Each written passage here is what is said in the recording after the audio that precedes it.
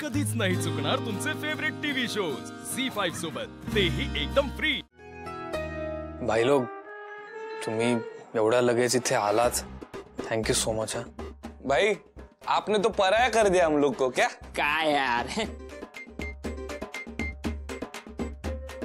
आणि थोडं लवकर आलो असतो तर तुम्हाला यायला पण नसतं लागलं। शिवा सॉरी। का?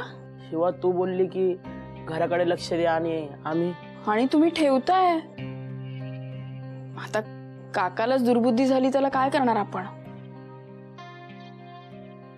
आणि संपदा, थँक्यू अगं, तू वेळेत फोन केलास म्हणून आम्ही येऊ शकलो। ए मला काय थँक्यू बोलतेस ग? अगं आम्ही येतो। हाँ शिवा येतो आम्ही।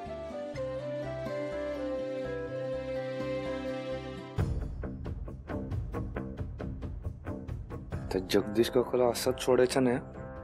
हो चल तुम्ही वा पुढे, मी येते। हाँ बाय बाय। चल ये।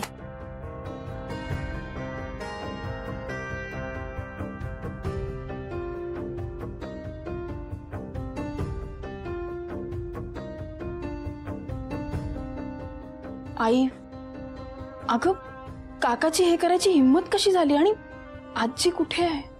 काय माहित, त्यांना माहिती असणार आई घरात नाहीये, मी एकटीच आहे, म्हणूनच त्यांनी ही एवढी हिम्मत केली। अगं हो, पण ती गेलीये कुठे?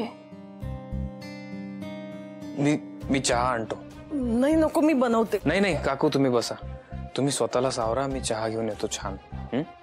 मस्त चहा प्या।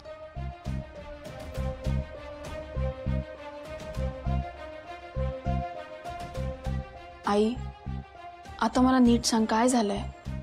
त्याचं काय ना शिवानी, आईनं दिव्याचा पाठलाग करत तिच्या मागे गेले। काय? हो, म्हणजे काय झालंय ना शिवानी, आईंना शंका होती की दिव्या जे वागते, जे दाखवते तसं काही नाहीये, तो सगळा दिखावा आहे। आणि तुला तर माहितीये चंदन बद्दल आपल्याला सुद्धा काहीच माहिती नाहीये, म्हणून मग आई म्हणाल्या की मी स्वतःच जाऊन खात्री करून घेते। अगं आई, पण ते जवळ असेल का? आणि तुम्ही हे मला आधी का नाही सांगितलं सगळ्यांनी? अगं कसं सांगणार तुला, तुला सांगून तुझं टेन्शन वाढवू? अगं आधीच आपल्या घरात काही कमी गोष्टी चालू आहेत, त्यात भाऊजींचं हे असं वागणं, त्यात आईंचा हा पाठलाग वगैरे। पण शिवानी, ह्यातलं जावई बापूंना काही कळू देऊ नकोस, काय वाटेल ग त्यांना? आई तू नको करूस काळजी, सगळं नीट होईल। झी5 ॲप डाउनलोड करा आणि पहा सर्व एपिसोड्स एकदम फ्री।